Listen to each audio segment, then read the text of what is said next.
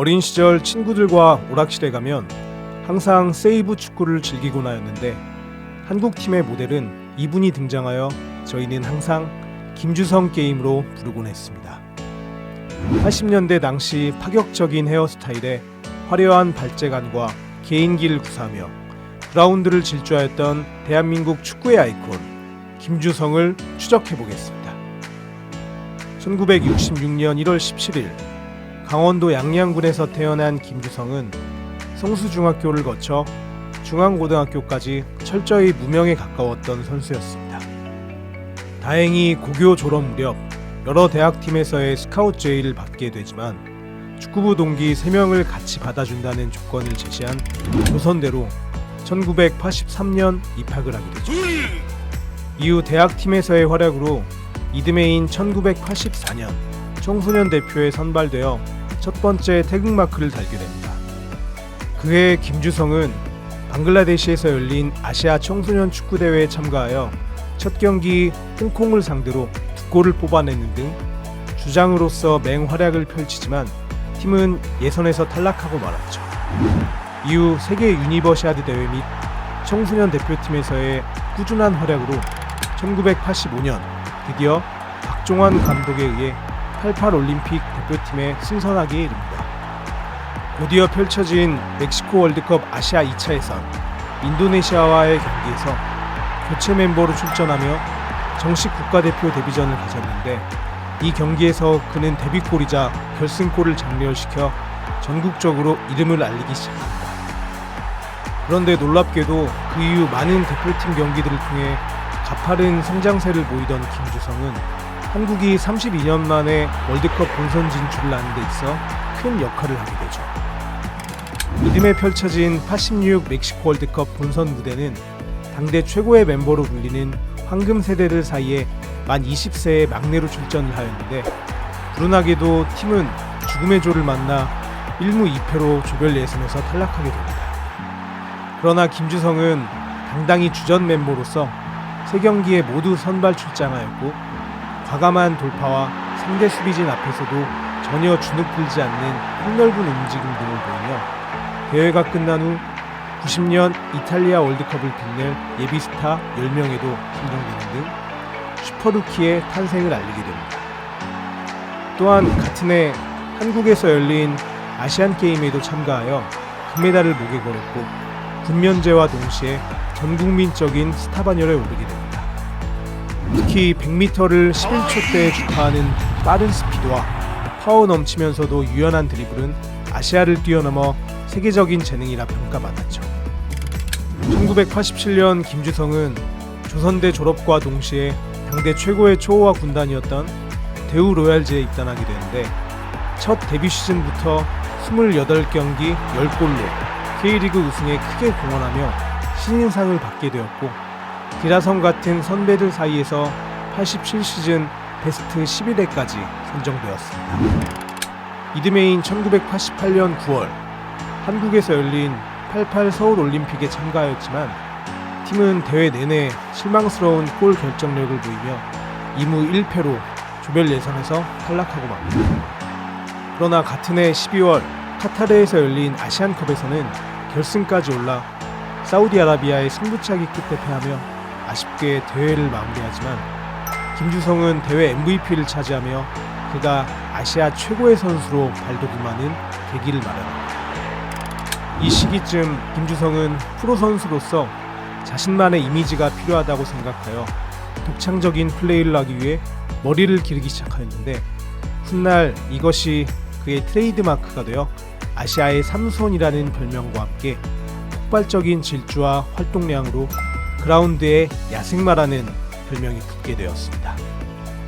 이후 수많은 대회들을 거치며 한층 발전된 기량을 보인 김주성은 최순호와 함께 한국 축구의 양대 산맥을 형성하였고 이탈리아 월드컵 아시아 지역 예선에서 활약을 이어가며 한국이 압도적인 기량으로 2회 연속 본선 진출을 하는 데 있어 결정적인 역할을 합니다.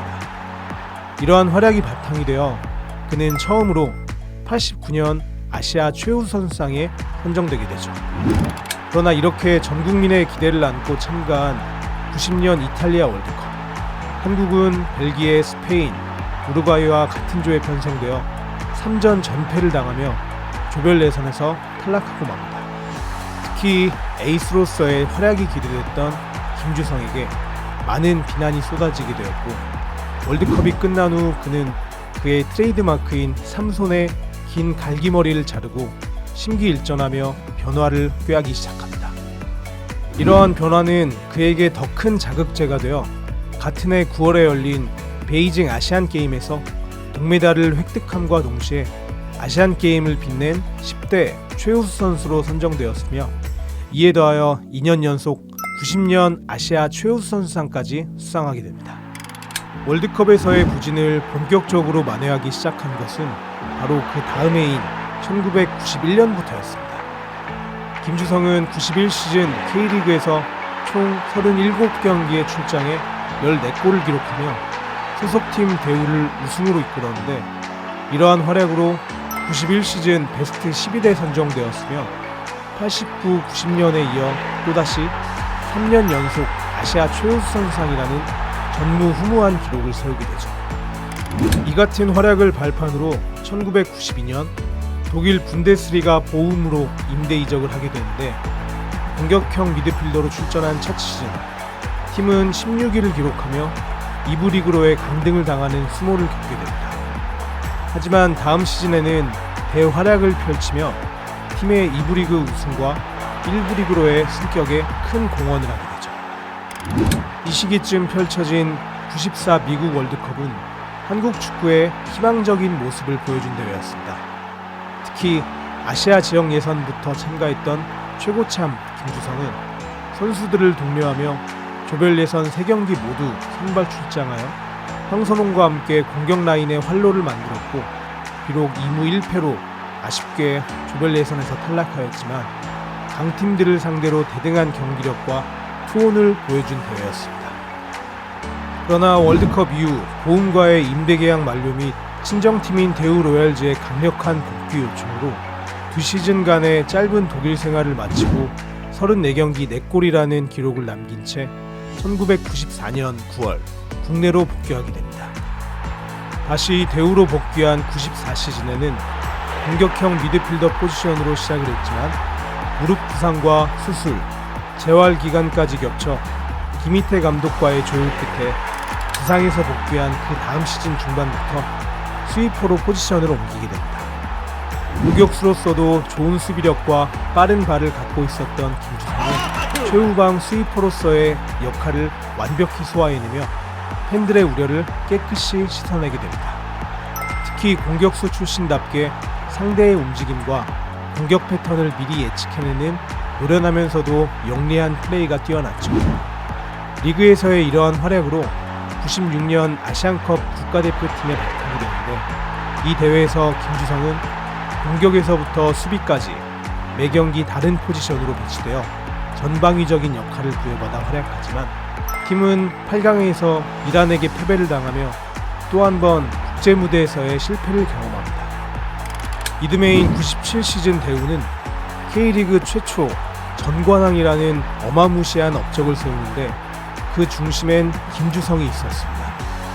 그의 김주성은 수비수로서 시즌 최우수 선수상과 베스트 11에 선정되며 K리그 역사상 골키퍼를 제외한 모든 위치에서 베스트 11을 수상한 단 둘뿐인 선수로 기록됩니다. 98 시즌에는 국제축구역사통계연맹이 선정한 20세기 아시아 최고의 선수 리스트에 차범근에 이어 2위에 오르며 그가 아시아에서 가지는 거대한 위상을 보여주었습니다. 이 시즌에는 수원과의 경기 중 데니스와 마찰이 생기기도 하였는데, 이 사건에 대한 자세한 내용은 이후 신문남 컨텐츠에서 다뤄보도록 하겠습니다. 이듬해인 99 시즌 부산 대우 로얄즈는 김주성, 안정환, 마니치로 이어지는 황금 라인에 초호화 멤버들이 질비한 최고의 인기 구단으로서 부산 구덕구장에는 매경기 약 3만 관중이 들어서며 매진이 되었고, 오빠 부대들의 함성 소리는 K리그 르네상스 시대를 실감케 하였습니다. 그러나 아쉽게도 수원과의 챔피언 결정전 2차전, 그 유명한 샤샤의 신의 손 사건으로 인해 준우승에 머물게 되지만 이 시즌 김주성은 최후방 중심에서 수비 라인의 위치와 미드필드진의 공격 템포까지 지시하는 지휘관 역할을 하며 또 한 번 시즌 베스트 11에 선정되었습니다. 이렇게 김주성은 99 시즌을 끝으로 최고의 자리에서 은퇴를 결정하게 되었고, 부산 대우로얄즈는 이러한 김주성을 기리며 그의 등번호 16번을 K리그 최초 영구 결번으로 정하기로 결정합니다. 그해 11월 25일 강원도 속초에서는 한국 축구 사상 최초로 프로축구연맹이 마련한 김주성의 은퇴 경기를 치르며 그의 화려한 선수 생활을 이렇게 마감하게 됩니다. 한국 축구의 미남 스타를 이야기할 때 빠지지 않고 등장하는 인물. 한국 축구 최초의 기록들을 이야기할 때 언제나 빠지지 않고 등장하는 인물. 한국 축구의 공격수 계보를 이야기할 때 항상 빠지지 않고 등장하는 인물. 한국 축구의 멀티플레이어 계보를 이야기할 때 절대 빠지지 않고 등장하는 인물.